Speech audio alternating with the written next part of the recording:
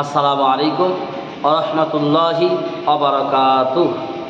সম্মানিত দিদি ভাই বোন, সবাইকে আন্তরিকভাবে মোবারকবাদ, সালাম, শ্রদ্ধা, ভালোবাসা। আজকের বক্তব্যের বিষয় হলো এই, আপনি আব্বা, আপনি গার্জেন, আপনি কর্তা, কিন্তু আপনি তাহাজ্জুদ পড়েন ঠিকই, কিন্তু তাহাজ্জুদ পড়েও আপনার জান্নাত হবে না। কেন জানেন? আপনার 3টে ছেলে, কবিঘে জমি আছে? 9 বিঘে। তাহলে কবিঘে করে ভাবে 3 বিঘা করে 9 বিঘে। এখন আপনি বড় ছেলেটাকে দিয়েছেন 4 বিঘা, আর মেজোটাকে দিয়েছেন 3 বিঘা, তাহলে 7 হয়ে গেল। আর ছোটোটাকে দিয়েছেন 2 বিঘা। অনেকে আবার ছোটোকে জমিই দেননি, অনেকে বড়কে ফাঁকি দিয়েছেন, অনেকে কারো কম দিয়ে ফেলেছেন। যাই হোক, এই যেটা আপনি করলেন, কেন? সন্তান সমান। আপনি তো জন্ম দিয়েছেন, নাকি ছোটোটাকে গুড়িয়ে নিয়ে এসছেন? ছোটোটাকে নদীর কাঠের পাড় থেকে কি খালের পাড় থেকে গুড়িয়ে নিয়ে এসছেন?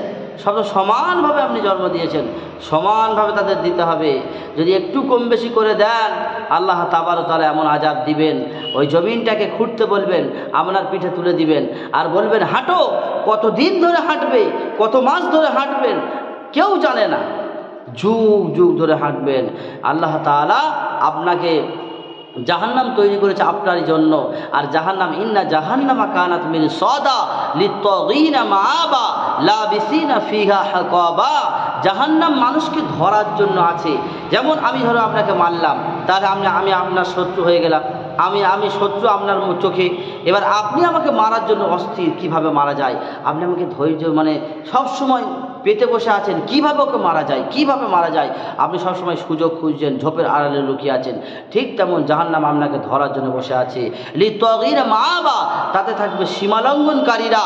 লাবিসিনা ফিহা হাকাবা, কতদিন থাকবে, কত মাস থাকবে কেউ জানে না, যুগ যুগ ধরে থাকবে। আল্লাহ তাবারক তাআলা বলেছেন, আপনি বাপ হয়েছেন, সবাইকে সমানভাবে ভাগ দিবেন।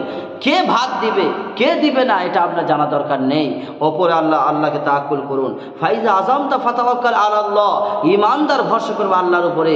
যদি আপনার কপালে ভাত লেখা থাকে, ঠিক সন্তান দিবে। আজকের আপনি যেমনটা করলেন, কবরে কিন্তু সুখে থাকতে পারবে না।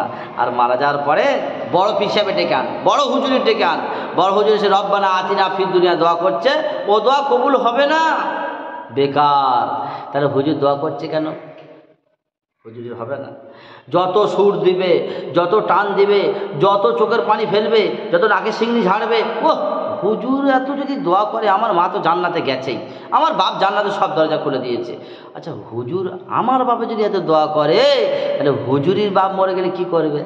হ্যাঁ, কেটে কেটে কি অবস্থা। আর হুজুরগুলো সেই রকম, এরা করে কিছু বলে না। কেন বলে না জানেন? চাকরি থাকবে না, এরা কিছুই বলে না। এখনকার বক্তারা সঠিক কথাগুলো বলে কি বলে না। এখনকার বক্তাদের 33.5 তলা বাড়ি, পালসার গাড়ি, হাতে সোনার ঘড়ি, বউয়ের হাতে সোনার চুড়ি, এই বড় ভুঁড়ি। ওই জন্য হক কথা বললে আর দাউদ হবে না।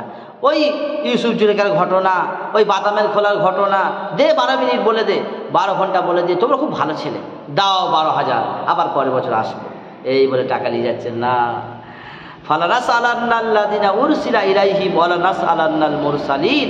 আল্লাহ তাবারক তাআলা বিচারের মাঠে আপনাকে কাঠগড়ায় দাঁড় করাবে। যাদেরকে পাঠিয়েছেন রসুলদেরকেও আর আপনাকেও কাঠগড়ায় দাঁড় করাবেন। খুব সাবধান থাকুন, কারোর কম বেশি করবেন না, সবাইকে সমান ভাগে ভাগ করে দিন।